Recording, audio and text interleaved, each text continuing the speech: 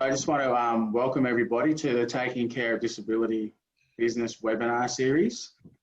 These have been run just in conjunction with the Disability Royal Commission, and I guess as a way of sort of educating NDAP providers on different services that may assist them in, their business within the Disability Royal Commission.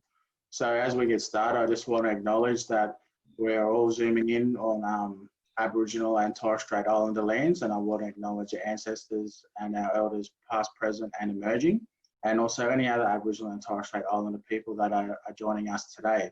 So welcome everybody, and thanks once again. So today's focus is going to be on justice, and we have speakers Roxanne Moore, who's the Executive Officer of NATSLS. We have Jake Lewis, who's the National Coordinator for Your Story Disability Legal Support Service, and Mark Munich, who's a mobile lawyer within NATSLS. And we also have Dr. Mindy Satori, who's from Community Restorative Centre. So I want to thank all of our panellists for joining us today, being able to come along and present information on the services that they provide to the community. And we'll just get started with Roxanne. So Roxanne, if you could just give a brief introduction of who you are and what you do, and we'll go from there. Thanks. Thanks so much, Tori, and thank you to First Peoples Disability Network for having us. I'll also begin by acknowledging country. I'm very lucky to live on the land of the Kulin Nations and pay my respects to the Wurundjeri people and their elders past, present and those yet to come. I'm a proud Noongar woman. I'm from Margaret River in WA originally. And I'm the Executive Officer of NATSLS, the national peak body for Aboriginal and Torres Strait Islander legal services. So I'm going to explain a little bit about who we are and what we do, and our recent submission to the Disability Royal Commission on the Justice Issues paper, to help everyone online today understand what some of those issues are. And then Jake and Mark are going to give a presentation about the Your Story Disability Legal Support Service, which NATSLS is involved in running with National Legal Aid. NATSLS represent and are the national voice of all the Aboriginal and Torres Strait Islander legal services in Australia. So we have 7 members, and they're the Aboriginal community-controlled legal services in each state and territory. So we have Aboriginal Legal Services of WA, Naja, ATSLS Queensland, Aboriginal Legal Services New South Wales ACT, TACLES, the Tasmanian Aboriginal Community Legal Service, Aboriginal Legal Rights Movement, and the Victorian Aboriginal Legal Service. So we bring everyone together and provide that united national voice on the justice issues that affect our people so much. We combine 40 years experience of providing culturally safe legal services, and we work really hard to develop practical solutions and alternatives for a self-determined future for our mob, which is strong in culture, language, healing, truth-telling, and that recognises the legacy of our history. So when we look at the history of the justice system in Australia, it's never been fair for our mob. For Aboriginal and Torres Strait Islander people, for example, one of the first prisons that was ever built was Rottnest Island in WA, where I'm from, and that was built specifically for Aboriginal people, and a lot of the things that they were locked up for were related to slavery offences, for example. And so that's the legacy of the justice system that we're dealing with. Initially our mob weren't able to, participate in court hearings because we didn't understand language, and we were denied able to have access to a lawyer. And it's really only,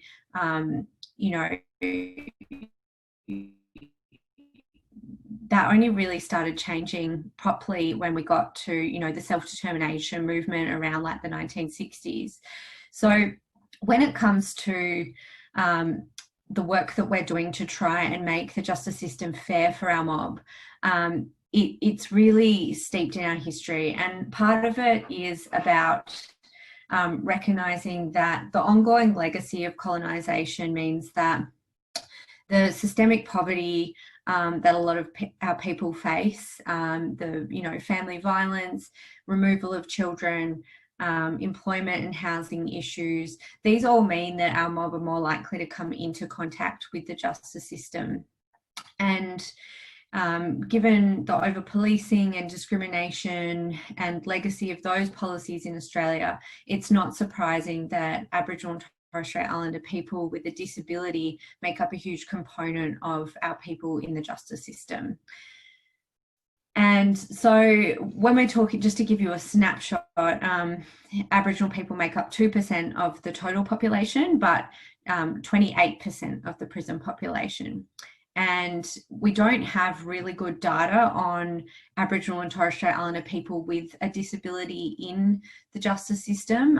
There's been some really fantastic research done by Scott Avery of First Peoples Disability Network with his Cultures Inclusion report.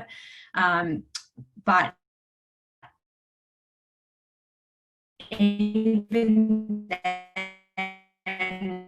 we are element that needs to happen in that place. So I'll run you through a bit of a snapshot about what that means, but basically using the best available kind of estimate of Aboriginal and Torres Strait Islander people with disability is about 60,000 people. And then there have been some studies looking at Aboriginal people with disability in prison. So one study found that 30% of newly imprisoned people reported a long-term health condition or disability that affects their lives in some ways. And another study found that 12% of all imprisoned people had a psychosocial disability, and up to 30% had a borderline psychosocial disability. There's been some more specific research done, for example, around cognitive impairment and particularly for Aboriginal people. So again, from WA, the Telethon Institute has done a really detailed study on fetal alcohol spectrum disorder. And that found that 89% of participants from Banksia Hill Youth Detention Centre in WA had at least one domain of severe neurodevelopmental impairment, and 36% were diagnosed with FASD, and 76% of those participants were Aboriginal. So while the data is not super clear, we have a pretty good understanding that most of Aboriginal and Torres Strait Islander people in contact with the justice system would have some form of disability. So ATSLs represents a lot of our mob with disability. ATSLs do not only criminal work but civil work as well. So this might be our mob's interaction with the family law system, with child protection system, tenancy, and a lot of those issues around that. And now we're doing this work to provide legal advice to our mob to help people engage with the Disability Royal Commission. And we've been working really closely in partnership with First Peoples Disability Network to do that. So we've just submitted our Disability Royal Commission issues paper on the justice issues. This will be being made available publicly sometime soon.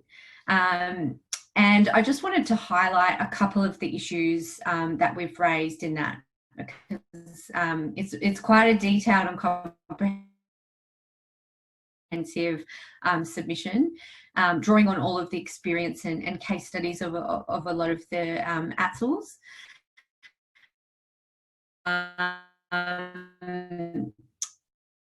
But I think a few things sure that the justice system is accessible and fair, and making sure that there are human rights procedures in place, and changing legislation where it does not treat Aboriginal and Torres Strait Islander people with a disability fairly at the moment.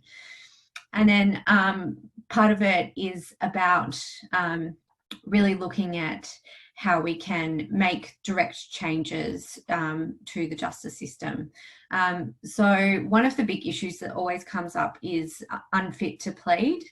And there's a very famous case of a proud Yamatji man, Marlon Noble, and he contracted meningitis as a newborn and developed cognitive and intellectual disability. He was charged with sexual offences against 2 young women, and if he had been found guilty, he would have likely served 2 to 3 years in prison. But he was found unfit to plead under the Criminal Law Mentally Impaired Defendants Act. And so he ended up being subject to indefinite civil detention, and he was in prison for over 10 years in Geraldton in Western Australia. And psychological assessment was undertaken of him, which found that with appropriate assistance and modifications, he would actually be able to stand trial. And so his lawyers fought for him to be able to do that. And then it became apparent from the Director of Public Prosecutions that it did not intend to proceed with the prosecution, despite the lengthy period of time that Mr. Noble had been imprisoned, as there were limited prospects of securing a conviction. And the alleged victims also subsequently refuted the accusations against Mr. Noble and actually supported his release from indefinite imprisonment. So I think this just really goes to show the unique challenges that Aboriginal people are facing in the justice system. There's that double layer of discrimination, that intersectional element where our mob are already, disproportionately impacted by policing and other factors in the justice system. But then on top of that, there's also all of the accessibility issues and prejudice against people with disabilities as well. So look, we've made a huge number of recommendations about that on that specific unfitness to plead point, but also in respect of ways to adapt the justice system to make it more accessible for our mob with disability. And that includes a proposal that we've worked on really closely with First Peoples Disability Network for the co-location of disability support workers within ATSLs and FPDN. And that came out of the Unfitness to Plead project, which had some of our members involved, NAJA and VALS, along with the University of Melbourne. And it was designed to assess the effectiveness of disability support workers being co-located in our legal services.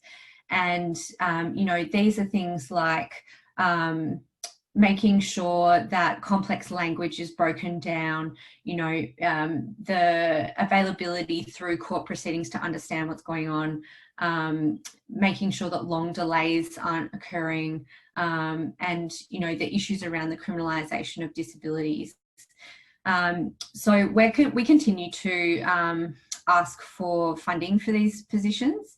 And we're hoping that that's something that we can, continue to push for with First Peoples Disability Network. So I'm going to wrap up my end of the presentation there. They're just some of the things that we've highlighted in our Disability Royal Commission Justice submission, and that will be available soon. We can get the link out to everybody. Thank you.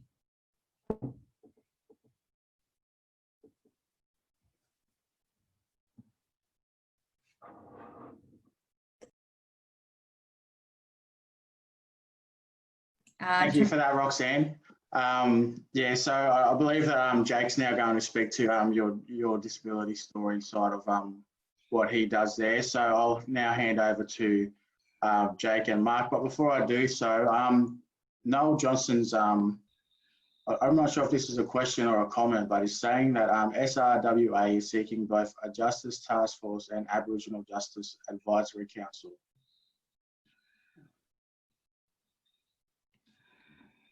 And FTI.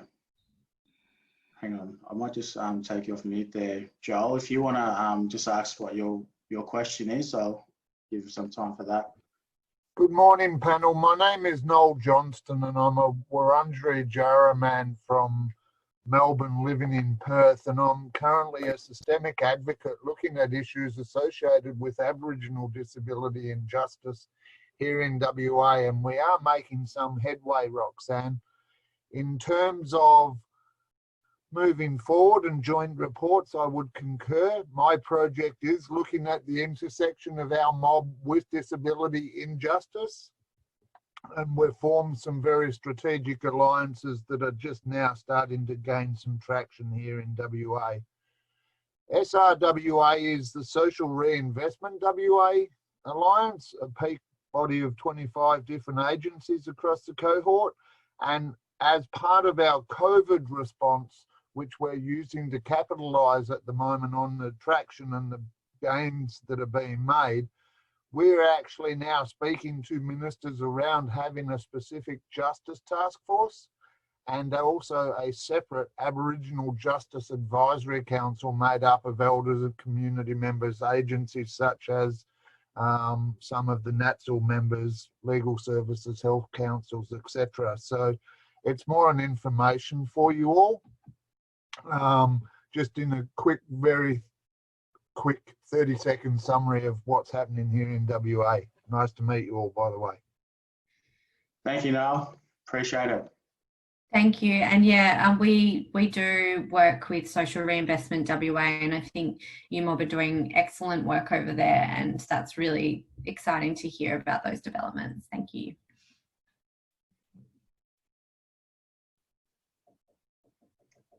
On that note, we might hand over to Jake and Mark. Thanks, guys. Okay, hopefully this presentation will go off smoothly. Bear with us. I'm going to try and share my screen. It says host disabled from sharing screen. Okay. Mark, have you got a copy of the... I think you're the co-host now, so you think you can... Yeah, I've just changed your settings, so you should be able to... Excellent. There we go. All right, cool. So this is... so first of all, thank you to First Peoples Disability Network for having me. I work with Roxanne at NATSL's on Wurundjeri land in Melbourne. I'm the national coordinator of Your Story Disability Legal Support, which is a free and independent legal support for people to share stories, and I coordinate all of the Aboriginal legal services. I'll just pass you over to my colleague Mark. Yeah, good afternoon, everyone. My name is Mark Munich. So I'm a proud Yaru man and Gungandji man born and raised in Darwin. So I work as a mobile lawyer with the Your Story Disability Legal Support, but I'm based with the Aboriginal Legal Service in New South Wales and ACT. Yeah, so I think just to kick off a bit about about what we do in our service with the Your Story. So firstly, a bit of our services, we provide legal advice, that is culturally safe, trauma informed and accessible for people who want to share their story with the Disability Royal Commission. In a sense, in an overall nutshell, we provide legal advice. We've got a helpline, which you can see the number there. And you can also see that we provide community outreach. I mean, the caveat is that COVID-19 has impacted a bit of that, but also other things that we provide, other services is community legal education and also referrals to other services, which includes NDAP and counselling. And I might just get Jake to just go a bit more into detail about the other particulars. Yeah, so what we do. So we do provide information, which could be over the phone or via, so I'll just give you a broad overview of the service that we do. So we provide information about the Disability Royal Commission, which mainly could include how to make a submission. Before COVID, obviously we were doing a lot of work around working with people to attend upcoming hearings and community forums. Key legal advice and assistance, to make sure that people understand why it's important to keep their story confidential, avoiding defamation if they want to name names or name the organisation or community that has impacted them and discriminated against them. So we sort of improve the capacity to make a submission and give evidence. We support them with whistleblower and self-incrimination protections. We can help them get records from other organisations under the Freedom of Information Act, and also assisting people to prepare for attending private sessions. So that's a face-to-face private session with a commissioner. Obviously, they're currently on hold at the moment, but that's still a service that we do provide. We do a lot of referrals to other services, so we're very excited to be talking to NDAP providers. We're very keen to link in and promote our service with NDAP providers. We also refer people to counselling services, other lawyers to help represent ancillary legal matters and matters that are not related to the Disability Royal Commission. So Mark's going to talk a little bit about us. So just a bit of background. I think Roxanne sort of touched on this. So we work in partnership with National Legal Aid, but our side of things is we are the National Aboriginal to Australia Legal Services. So Mark's just going to give a bit of detail about the outsource and how we come together. Yeah, definitely. So considering, when you look at the previous scroll, there's going to be more coming up. When you look at NatSouls and under the umbrella of NatSouls, particularly with the Your Story, all of these, services are run by Aboriginal community controlled organisations, ultimately with, I think that, what their services are to do is to provide, legal advice and understanding mobs' legal rights, and ultimately is offering, legal advice, again, what I mentioned before, that is culturally safe and accessible.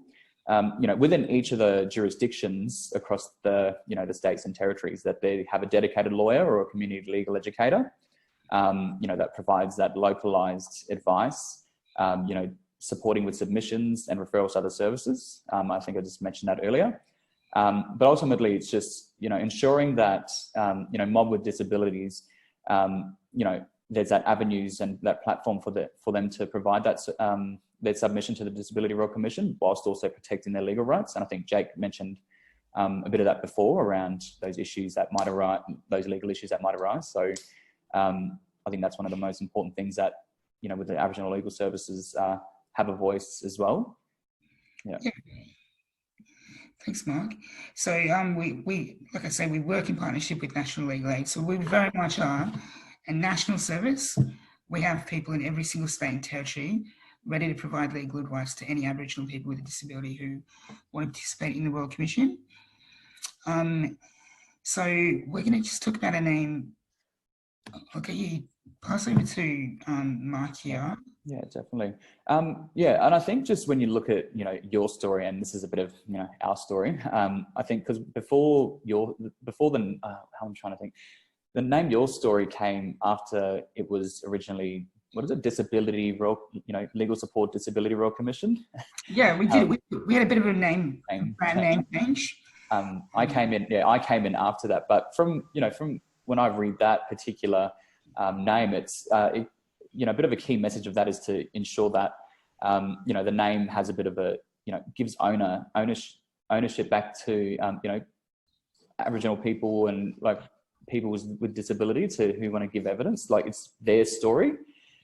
Ultimately, it's around self-advocacy and also around the self-determination of mob to tell their own stories. And ultimately, when you look at the terms of reference of the Disability Royal Commission, which is where its mandate is to hear from stories and about the issues, those stories of the mob who want to share it, certainly underpins the work of the Royal Commission, and ultimately, when you're considering the various like legal services that are involved, we also acknowledge that the importance of cultural safety, but also I want to note as well that safe and accessible services for people with disability.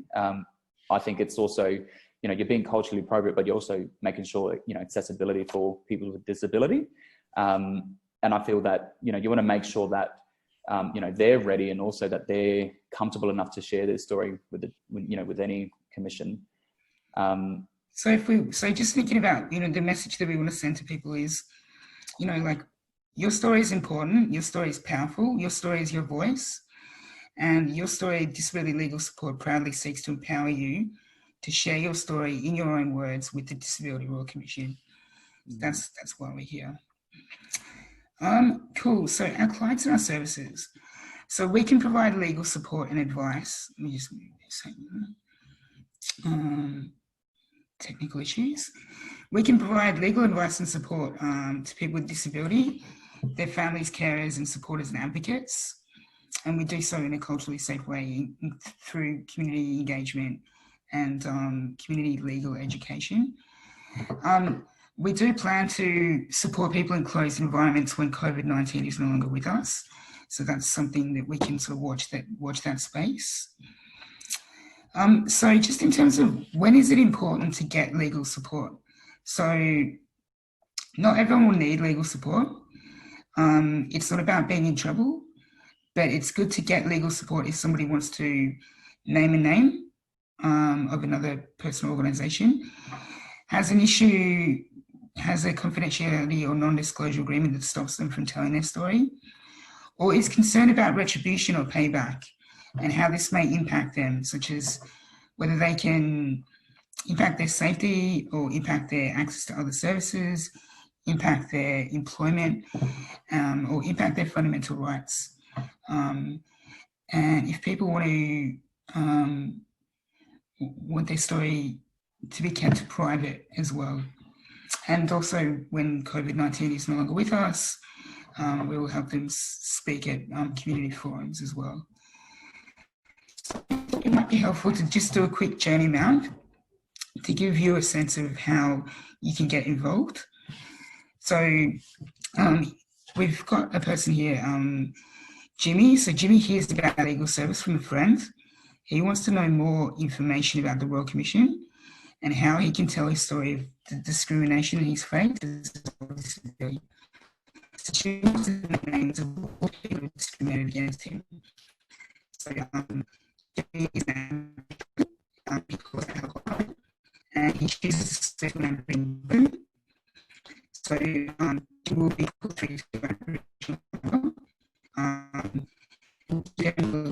and Aboriginal councils. They will then contact him, work into support his and support him to get his consent to have a form of federal dues and that provider then called Jimmy to provide support with the commission, and we would work together to support the full writing of the submission, supporting him to access or to complete the submission and to understand his legal rights to make that submission. So if you come over time, the ways in which you can get in contact. So of course you can call our helpline. So that's 1-800-77-1800. You can go on our website, which you can fill out a general form, email yourstory@legalaidqueensland.gov.au. But my message to NDAP providers through FPDN's work is if you have a client with who's Aboriginal and Torres Strait Islander with a disability who needs legal advice, you can get in contact with me, Jake, Disability Legal Support. There's my email address. So feel free to get in contact with me directly and I will refer you on to a legal expert in your area.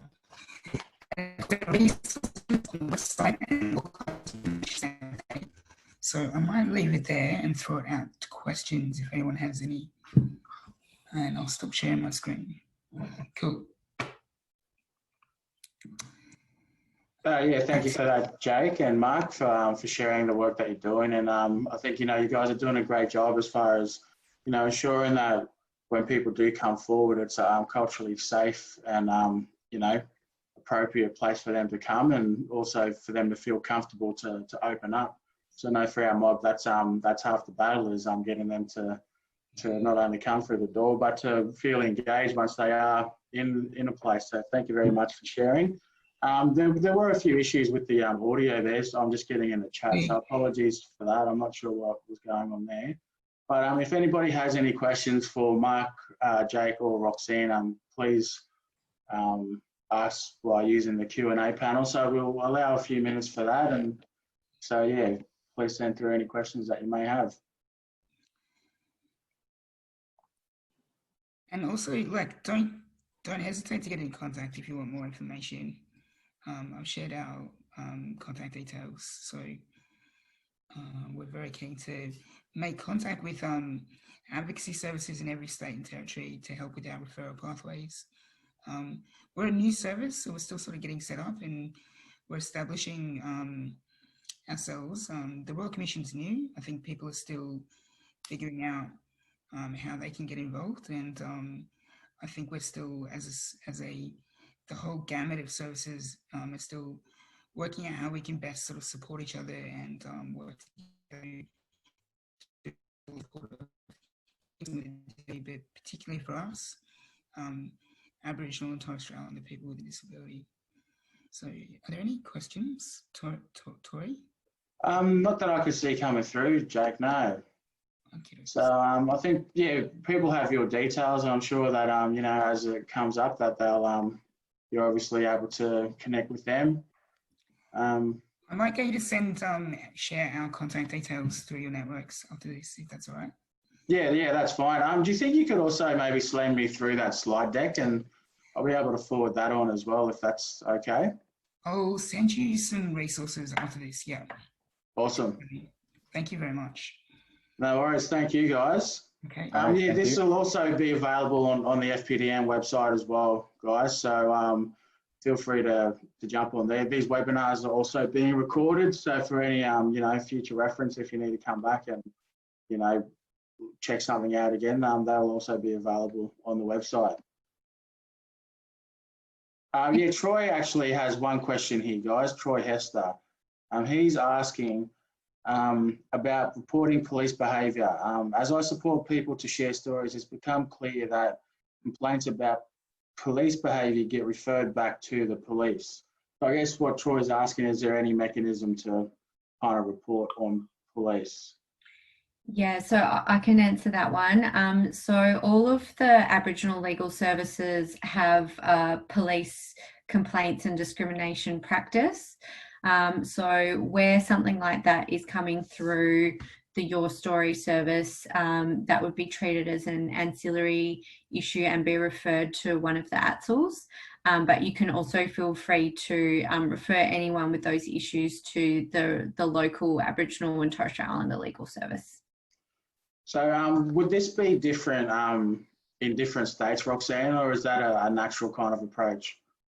No, that's all of our Aboriginal legal services do this work, so that's appropriate in all states and territories to go through that referral process. The different states and territories will have various oversight mechanisms for police. Usually there'd be a complaints process through the Ombudsman.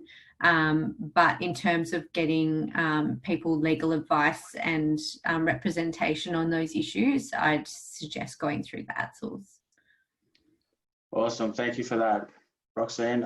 Sarah Martins is just asking, Jake and Mark, have you noticed an increase or decrease of intakes and cases during the COVID-19 era? Yeah, I can speak to that. There's been a decline week on week in general. That's at a Disability Royal Commission level, at a mainstream level, and also a decrease at an ATSL level as well. So there has absolutely been a decline. One thing that we've noticed that I think is interesting is a lot of our submissions, this is Disability Royal Commission wide, have been from Queensland and New South Wales, and we think it's because the Royal Commission had been through and that really kind of important community outreach stuff in all of the other states and territories in the same way. I mean, the answer to your to the question is, there has been a decline, and we are looking at ways in which we can reach people. The message that I have is the Royal Commission is still going, and we are still able to support people to make a submission. We just do it in different ways. We do it over the phone, we can do it via video link, and we can book future appointments for face-to-face if that's what people need. So and I was going to say, Jake, too, Commissioner Mason in the last FPDN said that submissions were still open. But ultimately, I think when COVID hit, I think, like everywhere, was a bit of a decline everywhere, I think. But in terms of, one of the things that we've done at the ALS New South Wales is we just spoke to our internal networks, because myself and the other solicitor, Eleanor, who works with ALS, because we started a few weeks before this hit, and it's like, all right, go home. Ultimately it was, like, it was a bit difficult because we couldn't go out, and it was quite an unprecedented, era for us. So, but I think ultimately what our ways of engaging was talking to our internal staff members, particularly our field officers, because they're the ones that are on the ground, and that just puts us, puts prospect clients for us to, to talk to when this is done. So, yeah. Yeah. We are actively planning for when COVID-19 is lifting and we can get out there and do community engagement. I think the key difference between the ATSL approach to your story is we do have more of a focus on community engagement and meeting people where they are. So that's something that we're very actively planning behind the scenes for when restrictions are lifted and we can really get out there and meet people face to face and meet people where they are in their communities. Yeah, great. Thanks once again, Jake, Mark and Roxanne, for sharing today with us, the services that you guys are providing to the community. In particular too, your tailored response to COVID-19 is, pretty interesting, and, I'm pretty sure you guys are going to continue to reach people's, as we all are, in different ways than what we have traditionally. So thanks again, guys. I'm just conscious of time. So now we're going to hand over to Dr. Mindy Satiri from the Community Restorative Centre. I was thinking, Mindy, you look familiar, and is it true that you're a musician as well? It is true, yeah. Busted. Busted. Yeah, not playing much music at the moment though. But no, yeah. Right. Yeah, so CRC, I think you guys have been providing services to people in the justice system since the 1950s, I believe. Yeah. So I'll leave it over to you to talk about the work you do with them, Mindy. So thanks again for joining us. Thank you so much, and thank you so much to ATSLs and you guys for presenting. That was awesome. Thank you so much for having me, and I also want to acknowledge that we're on Aboriginal land. All of us on different lands at the moment, and acknowledge elders past, present and emerging. I also want to acknowledge in New South Wales, it's close to 3,500 Aboriginal men, women and children that are locked up in prison at the moment. I'm going to talk a little bit about the work of CRC, and I might share my screen for bits of it just so that with some of the demographic stuff you can see it if you want to, but I'm very happy to share the slides in case it feels too awkward going between the two. So there's two things I just want to cover, and I've got what time does this finish up, Tori? Does everyone need to get off here? Around about 2 o'clock. Yeah, all right. So I might just try and chat for 10 minutes, and then if there's any other chat questions, then I can take them, or we can take them. So there's two things, just a little bit about the work of CRC, and then also I want to talk a little bit just about our submission to the Royal Commission as well, which is really, I guess, focused on post-release and what happens to people in terms of access to the NDIS while they're in prison, which has been a big focus of our campaign work. I'm just going to share my screen to show you a few slides, and then I'll come back. Sorry, won't be a sec. Okay, so just a little bit about CRC. We're I always like to know where people, like what the size of the organisation is, just so you can get a sense of what the scope is. We're based in New South Wales. We work quite closely with a lot of other organisations and other jurisdictions. We've got about 50 staff across 4 different sites in New South Wales. And we support in a really intensive way between 400 and 500 people coming out of prison. About 40% of the people that we work with are Aboriginal Torres Strait Islander people, and about 30% of the people that we work with have disabilities. We were formerly a funded sort of disability service through ADAC, so we used to provide services through the CJP. I'll talk a little bit more about what's happened to that and what's happened to those clients over the last sort of 4 years or so. That 6 million's gone down. It's around 5 million now. Every time I do this presentation, I have to adjust it depending on what happens with funding. We've got 18 different funding providers, so things move around all the time. In terms of the services that we run, like Tori said, we've been around for a long time, coming up to 70 years. And I guess really, you know, the people that started CRC really understood that what happens when somebody comes out of prison is incredibly important in terms of whether or not somebody's able to build a pathway out of the justice system, or whether they're going to get caught in that sort of criminal justice system net.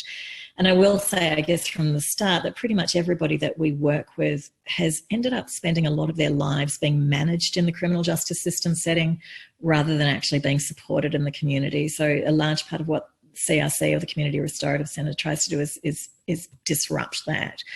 We're a specialist service in that we only work with people that have been to prison and their families. That's what we're good at. We don't try and do anything much beyond that. We're a little bit different from some service delivery organisations in that we've got, my role is almost entirely advocacy. So I am sort of, I guess, constantly trying to convince government of the importance of putting money into things aside from prisons and trying to work towards decarceration.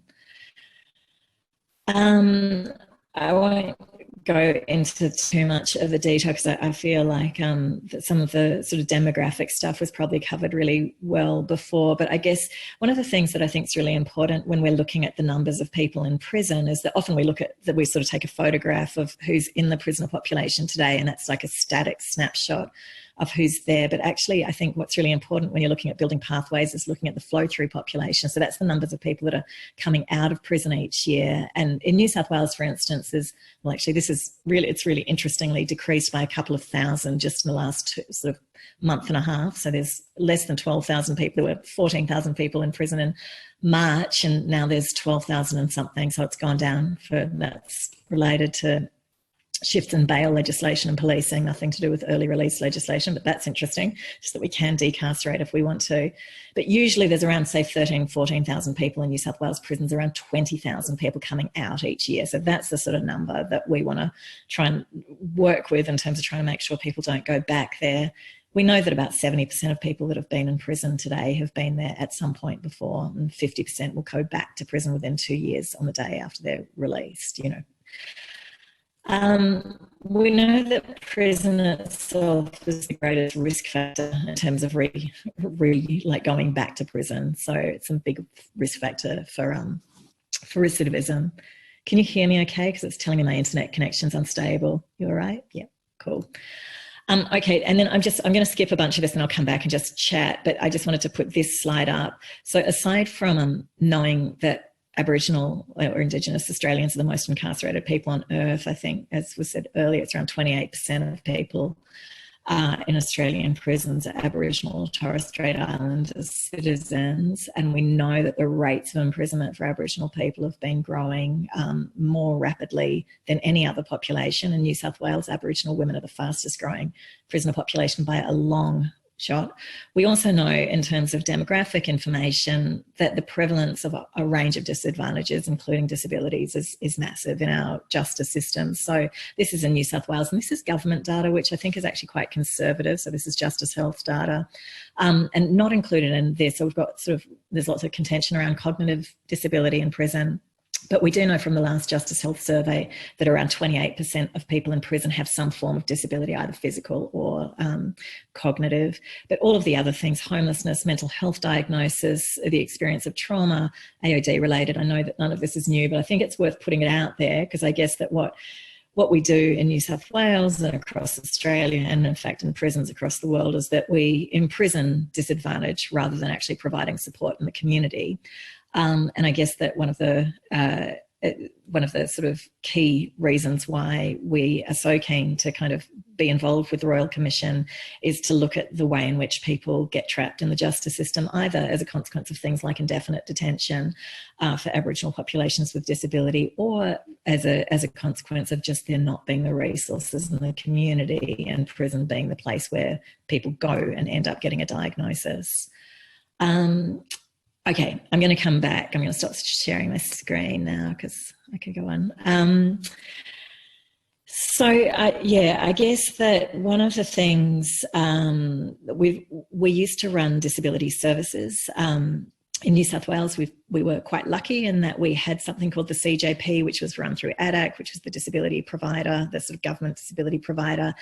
And what that did, even though it was by no means a perfect situation, was that it allowed a pathway out of prison for people that had a disability, with people that had a diagnosed disability. So they were contracted out to community sector providers, primarily, often accommodation attached and wraparound support of varying sort of degrees of intensity. When the NDIS happened for our clients, and we did quite a lot of research tracking what was happening to the people that we were supporting that had disabilities on release from prison that were now sort of to be supported by the NDIS, what we found was just an unbelievable reduction in both access to support and the quality of support that was on offer, particularly with regard to whether or not that support was wrapped around housing. We found we had clients that sort of had gone from very intensive support packages, say 24 hours a week, plus a place to live, to, a couple of hours of support a week under an NDIS package. And a lot of the time this was because there was a whole lot of confusion and contention around what issues were constituted disability issues and what issues should be getting picked up by some other government department.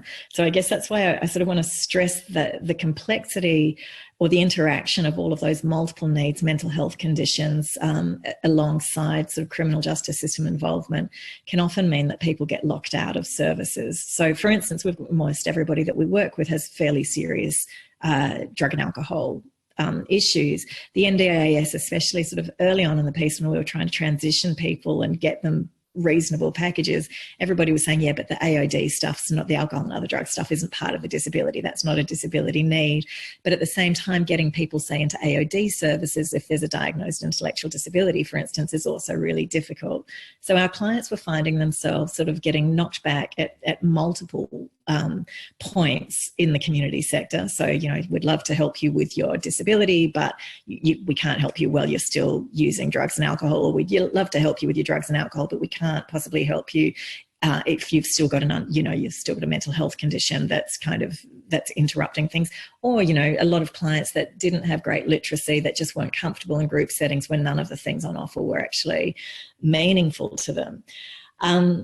So I guess that from our perspective and from the perspective of our clients, what ended up happening is what ends up happening all the time when people are living in situations of disadvantage and there isn't anything in the community, is that rather than, again, the support being there, people just wound back in prison. So people that we'd supported for quite a long period of time that were doing great out in the community just wound up back in prison because there just wasn't the support available. So it's been a fairly, I think in the submission that we've written, there's a bunch of examples. We've really gone through sort of the numbers and what's happened for people that we've worked with. And there's definitely improvements in terms of access to the NDIS, but there is still that sort of that separation of disability needs from all of the other things that are going on for people and going on for communities that do make sort of building really sort of solid support quite difficult. And I'll just finish up by just sort of, I guess, outlining what our model looks like. And we've got some programs that are specifically Aboriginal programs that are staffed by Aboriginal staff, where there's a whole other layer of, I guess, interaction around kind of ensuring cultural safety and a whole range of things that happen, I guess, and fears are around the sort of government services that do exist. But generally speaking, I'm just going to share my screen very quickly so that I can show you the sort of service model, I guess. If I can make this, here we go.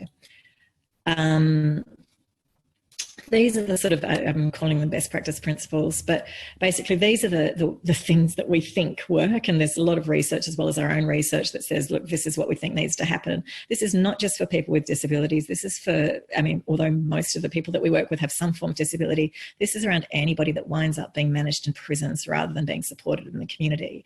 The key thing, and you know, again, it's a whole other presentation, so I won't spend time on it, but the idea here is that we really need to look outside of this idea of individual rehabilitation. So we've got all this demographic information about why people go to prison. We know that people go to prison because they're poor, they're disadvantaged, there's racist systems, there's racist police, there's a whole range of systemic and structural factors that drive people into prison.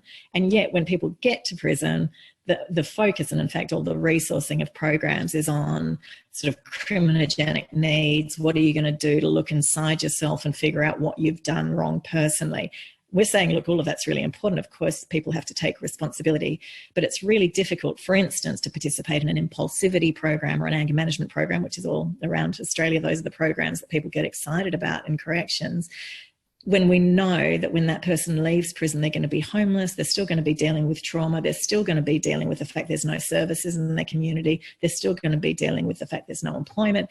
All of the structural things that we know drive people into the justice system are still not dealt with. So I guess that the model that we propose and try really hard to work with is one that really says, look, we need a holistic approach. We need to look at the whole individual. We cannot have people bouncing from one service to another. It's exhausting. Our clients are exhausted. They've got referral fatigue from services saying we can't actually support you.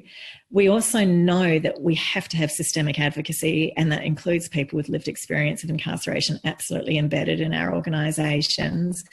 And our clients need to know that we are legitimately in their corner, because they know immediately if you're just another service provider that doesn't actually really care very much.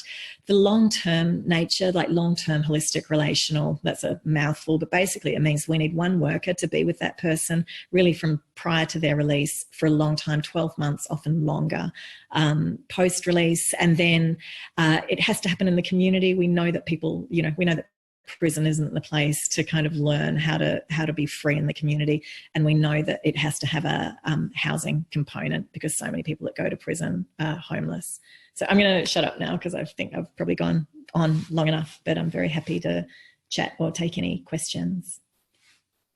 No, yeah, thank you so much for that, Mindy. I think, yeah, there's some great insights there that you touched on, in particular around, you know, not just the intersectionality, but also the consistency of like one person being with, you know, an inmate or whatever throughout the whole journey, rather than being bounced from service to service. I believe that's part of the issue, is that, you know, they build a relationship and a rapport with someone, and then all of a sudden that worker moves on, or the service gets defunded, and they've got to go through and build trust with another person, and, you know, starting back at square one.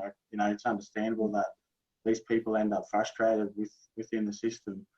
Yeah, so thank you for that. Just a question from Sarah. Hi, Mindy. Would you know if the national figures are quite the same as in New South Wales, talking about their demographic numbers? And are those numbers for the general population and not only Indigenous? Yeah, so they're comparable in terms of the sort of demographic numbers were New South Wales ones, but they're absolutely comparable across the jurisdictions. And that was for the general population. I didn't separate out Aboriginal and Torres Strait Islander populations, but we do know that there are higher rates of the experience of trauma. We know that there's higher rates of the experience of gendered violence. And we also know that there's higher rates of a range of mental health and chronic health conditions amongst imprisoned Aboriginal and Torres Strait Islander communities. So that data is actually available. New South Wales is quite good at collecting that stuff. So we do have access via both Justice Health and Boxar, the Bureau of Crime Statistics and Research, for those kinds of breakdowns. I'm very happy to share that information as well. Yeah, thanks, Mindy. Troy's asking, how much of the problems faced by people who have been managed for years by the prison system and the institutionalised approach around group homes and disability services generally related, and how might the solutions be similar? Look, I think it's a great question, and I think there are. Look, I think there's lots of issues with anything to do with a bunch of people with a whole range of complex issues living in one place together. And we found that in New South Wales with the CJP programs, and that still exists. I guess that from my perspective, there should be a range of different options. There shouldn't be a one-size-fits-all model for everybody leaving prison. There are some people that absolutely need to have their own place, and they need support wrapped around them. There are other people that do really well in a group home. I guess that I think it's a real tragedy that for a lot of people that we work with, prison has become more comfortable and more familiar than what the community is, which means that sort of that experience of being institutionalized, which comes along with being dehumanized, with having an identity sort of stripped away from you, can make the sort of the building of a life in the community much more difficult than what it should be. So I guess that ultimately, you know, I would like to see the vast majority of people we imprison not actually ever seeing inside a prison or a juvenile justice centre. So there needs to be, you know, I guess interventions much earlier on in the piece. But given, you know, in terms of responding to the institutionalisation that's currently occurring, then I think that we need to build stuff outside of prisons that looks nothing like what happens in prison. We need to move away. It's still in the community sector. There's a lot of punitive responses to disabilities. There's a lot of punitive responses to people that have come out of prison, especially for people on parole. They're sort of having to balance that all the time. But yeah, I think that we need to really sort of, I guess, start moving away from the models that are influenced by the way the criminal justice system works and sort of back ourselves a little bit in the community sector around what we actually know is going to be meaningful rather than stuff that's going to be punishing. Yeah, I think you hit the nail on the head there with, you know, the justice system has such a punitive approach, and in the way that we sort of incarcerate disadvantage. Like, for instance, if a homeless person's charged with something, they can't get bailed out because they've got nowhere to be bailed to, so they're incarcerated indefinitely in some cases, which is quite a shame. Troy is also asking, is there a broader attitude or systemic approach that the DRC should be looking at? Sorry, I just missed that last bit of a broader or a systemic approach that the Disability Royal Commission should be looking at. Yeah, I mean, look, I guess that, you know, again, that there's a few things. I think that there's like a few touch points in the criminal justice system that you can go, you know what, if we put a lot of resources into, say, reintegration and post-release and re-entry, then we could stop people going back. Or if you put a lot of resources, say, into that front end stuff around what's happening at the point of police contact, what's happening at the point of turning up to court. But I do actually think that, you know, I guess like every report into any of this stuff over the last 20, 30 years in Australia, especially with that intersection of Aboriginal people in the justice system and people with disabilities in the justice system, what we know is that the answers are located outside of that system. So I think in terms of the systemic stuff, I'm so pleased that the Disability Royal Commission is so focused on the justice system. And I guess that it's, you know, sometimes, especially in legal spheres and even, you know, legal centres, we tend to kind of keep our legal heads on when we're thinking about what the solutions should be. I guess that I'd be really, and you know, and what we're trying to do with our submission is to say, yeah, we need all of that stuff. We need all of these legal responses, all of these legal ways of understanding how to keep people out of the system. But we also need to look really far away from prisons and as far away from courts and as far away from policing as we possibly can, and look to communities who we know have the answers and just often aren't resourced to be able to actually make those or implement those. Yeah, thanks, Mindy. Lee Kinsella is asking, do you encounter barriers in getting evidence for NDIS access in a prison environment?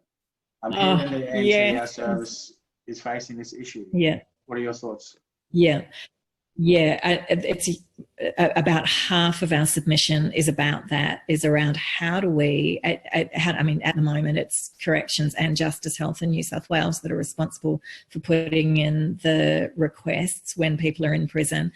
There are barriers at almost every point. So, and a lack of transparency. So a lot of our recommendations are around, can the NDIS please just tell us exactly what it is that they need to hear, rather than it being this kind of dance around, you know, we don't want to make them sound too complicated because then they won't be eligible and they'll say it's not a disability issue. We don't want to make them sound not complicated enough because then they won't get a package that's spot on. I think we've really struggled in New South Wales to kind of find that, which is not to say there's not amazing people sort of really working hard in that space, but absolutely getting access to the NDIS, especially when the NDIS for the first 3 years wouldn't step inside a prison, you know, so nobody's actually, and packages get cut off the minute somebody actually walks inside a prison door. So then you have to start the whole process again. There's a whole range of issues, I guess, around how people present and what their needs might be in a custodial environment compared to what they're going to be in the chaos of outside, especially if they're institutionalized and quite good at that kind of managing in prison. And then, you know, at the moment, people are still having to often tell their story for the first time to somebody who they don't know over the phone, as if that's going to actually be able to, you know, really give a full picture of what that person needs and what they want. So yeah, we've had enormous difficulties, even when we've had support workers in there kind of advocating quite hard. We've had enormous difficulties getting adequate packages, but also just getting packages approved in the first place. Yeah, and that speaks to a lot of the systemic advocacy work that we do with FPD, and as well, just in regards to, you know, like we suspect that a number of our Aboriginal people that are incarcerated do have undiagnosed disability. And then you have the issue of getting them on an NDIS plan. You've got to come from a deficit approach rather than a strength-based approach, which is what our sort of like to use, you know, instead of saying, oh, what's wrong with you? We like to say, well, what keeps you strong? So you're exactly right. There's so many issues, so many touch points in that sort of whole process that are just that need to be addressed. Noel's asking this. We might wrap it up with this last question. I'm just conscious of time. We're a bit over. But what traction does a whole of person, whole of family, whole community service support have in the East? It is non-existent here, and I think Noel's over in Western Australia. Yeah, look, it's really hard. I mean, I guess that's the thing. And again, a lot of what we're sort of trying to say in terms of what we think a service model or what a good service model looks like, and then what government or what the NDIS is actually willing to fund are often two very different things. So that idea that, you know, that you have a service that says to the person exactly that, what you're saying, Tori, it's like, what do you, like we're at the point, say, prior to their release, who do you want to be? What do you want to do? Not what have you done? What's your offending? What are your disabilities? You know, that actually approaches it differently, and then is actually able to walk alongside that person for a long period of time. Getting funding for that, especially through NDIS, is incredibly difficult. And we don't even do NDIS support now. We support people with disabilities through our alcohol and other drug programs primarily, which are funded through Federal Health and New South Wales Health, and they've actually got a reasonably flexible approach to how we want to run things. We try and choose funding providers that will allow us to provide the support that we know works, rather than trying to fit into, say, you know, New South Wales Corrections tends to fund things for 12 weeks only. We tend to say we can't do anything with that. That's 12 weeks is just not enough time. And with the NDIS, I mean, we advocate hard for our clients to try and get better packages, but we made the decision some time ago that we couldn't afford to be an NDIS. We couldn't afford to be a provider ourselves. So we support people with disabilities through non-disability funding in order to do that sort of holistic, whole person approach. Yeah, I think it's a lot of services are doing that these days, just being creative with the limited resources that we have. Yeah, well, thank you so much, Mindy, you know, for sharing the great work that you do. And if it's possible, could we maybe have a copy of some of those slides, and I'll be able to... Yeah, I'll send it all through, and that's got my... Yep, sure. And that's got all my contact details and stuff on there as well. So if anyone wants to flick me an email or give me a call, I'm very happy to chat. Excellent. Well, Mindy, Jake and Mike, thank you so much for joining us today and sharing your expertise with us. Have a lovely week, and to everybody else, we'll see you on the next webinar. Thanks, guys. Thank you.